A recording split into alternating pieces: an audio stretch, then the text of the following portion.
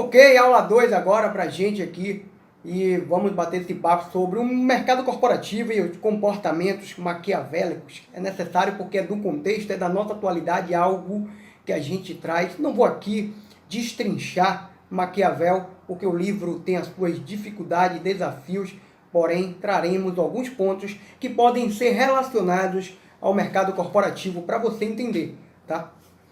Mas antes de falar sobre as atitudes dentro do mercado corporativo, a gente precisa falar sobre moral e ética.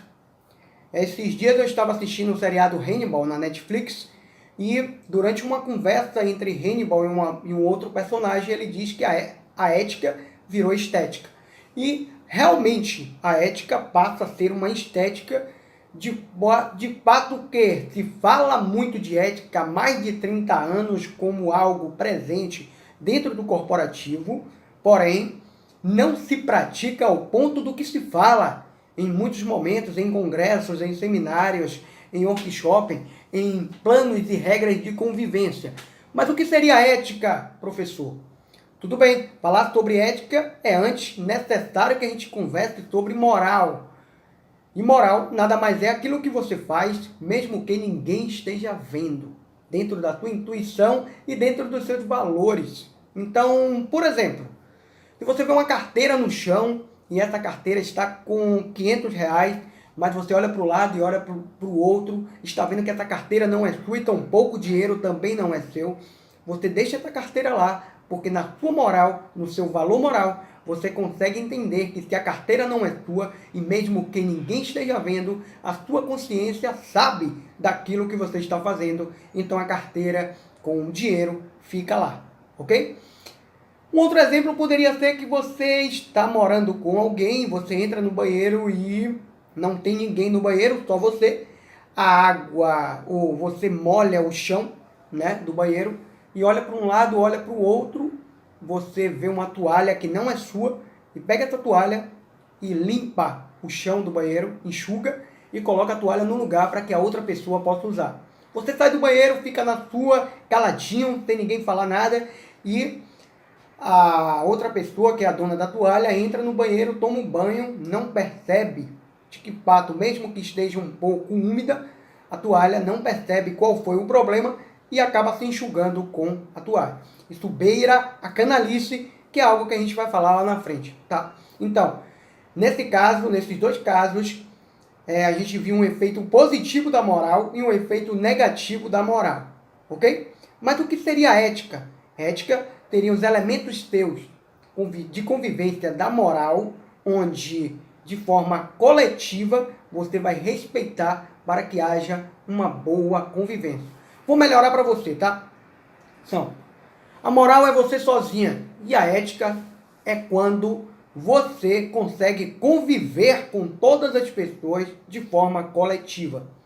Por exemplo, se você mora só e aí você anda de cueca em casa, ou mulher anda de calcinha sozinha em casa, mas por uma questão financeira, você resolve querer dividir o seu apartamento com outras pessoas. E aí, você dividindo o seu apartamento com outras pessoas, você passa a mudar os seus hábitos, porque eticamente precisa-se haver uma regra nova de convivência para que não abale nem a sua moral e nem a moral do outro. Consequentemente, o outro também vai ter que ter uma adaptação dessas regras básicas que eticamente vai favorecer a convivência coletiva. Percebeu? Então tá. Mas até que ponto a gente entra isso no mundo corporativo? É que o mundo corporativo hoje não se detém de uma gentileza melhor, de um fator mais preciso de respeito ao coletivo através da ética. Isso me faz lembrar nada mais nada menos de Niccolò Maquiavel. Maquiavel, na cidade de Florença, conviveu, né, num momento em que estava vendo o auge, o grande auge do absolutismo. E nesse auge do absolutismo, Maquiavel conviveu num período bem longo do governo dos Médici.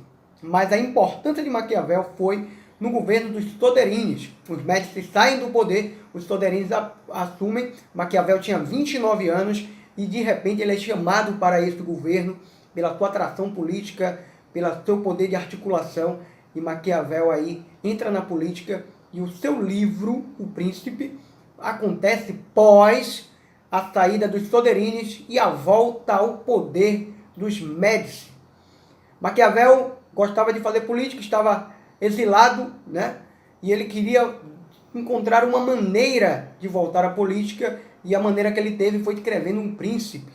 E o Príncipe, quando ele escreve, ele demonstra um ponto muito importante, porque ele vai trazer todas as observações relacionadas a como se manter no poder.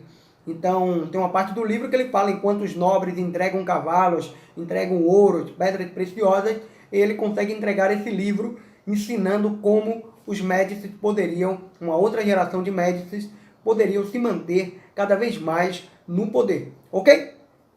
Muito bem. Só que aí a gente precisa lembrar de algo bem interessante. A frase, os fins justificam os meios. Polêmica por polêmica, muitas vezes se atribui essa frase a Niccolò Machiavelli, mas essa frase, na verdade, é um resumo de uma outra frase do Nicolau. Niccolò Machiavelli fala de uma frase que diz o seguinte: para se manter no poder, você precisa ter atitudes acima do nível da sua ética e moral. Aí a gente, para resumir, usa os fins justificam os meios. É aquela ideia que quando a gente traz para a realidade, por exemplo, aqui para o Brasil, você fala o jeitinho brasileiro de se resolver tudo.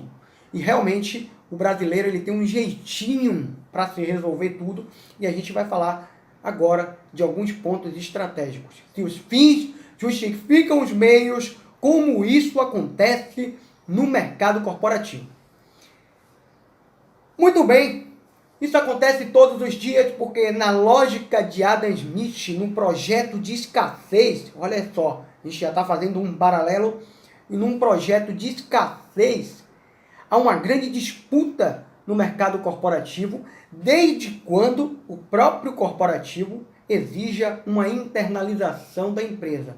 Eu não sei se você já percebeu que quando se pede uma internalização da empresa, se pede que você faça muito mais que vestir a camisa da empresa.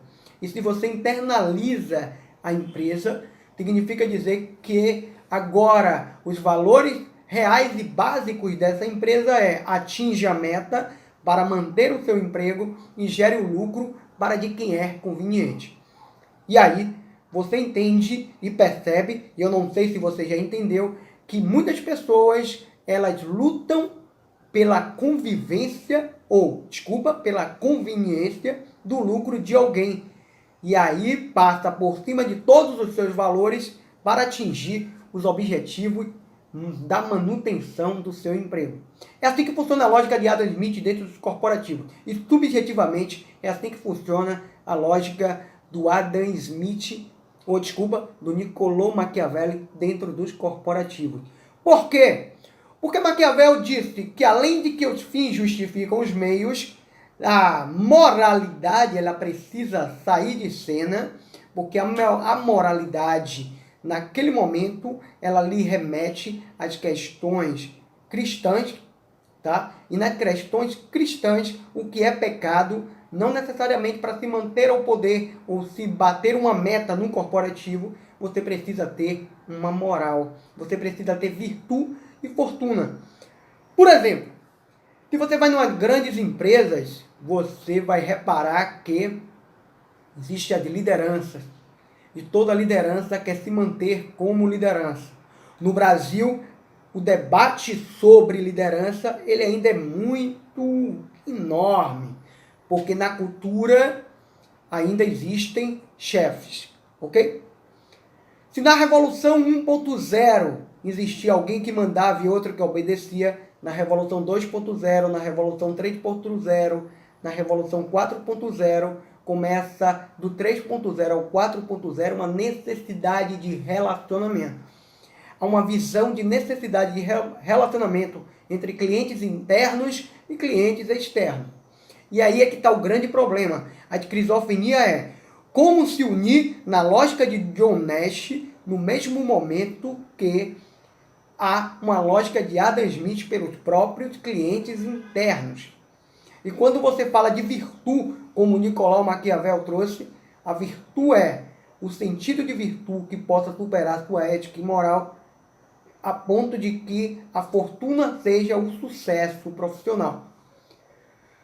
Tudo bem, eu não sei se você já percebeu que para ter sucesso profissional, nesse caso e pela lógica maquiavélica, você vai ter que ter um suprimir dos seus valores, e o que muitas vezes acontece, um suprimir dos seus valores para você atingir o seu objetivo de cargo de liderança ou manutenção de cargo de liderança.